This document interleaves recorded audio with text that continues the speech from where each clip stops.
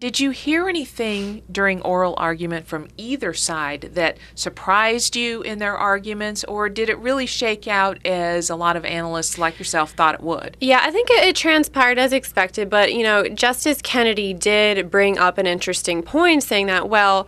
this provision in the law, this case is about statutory interpretation, but then there is a question of unconstitutional, if whether this provision is unconstitutional, because a state exchange could be deemed as coercive, because if basically the federal government is saying if you don't set up your own state exchange, then this law will drive your insurance market into possibly a death spiral or adverse selection where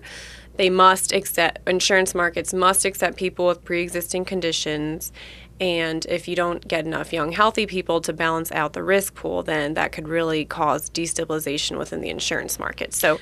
that there's a question of whether these states are coercive, but you could almost think of it, if you think of it in another way, the federal government isn't taking money away from states if they decide not to participate. So what happens if the justices rule that this is being implemented incorrectly? What would that mean for North Carolina? Well,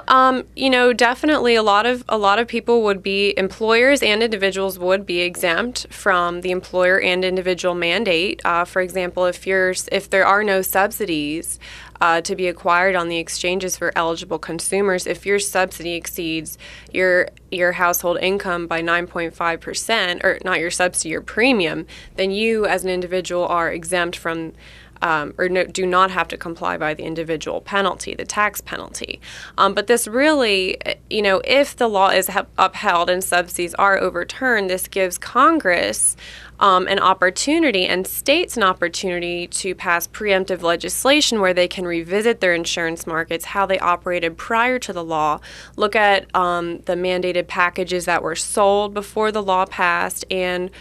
not necessarily focus on how the way health care or health insurance cards are distributed, but making medical care more affordable, and that can be done by relaxing regulations.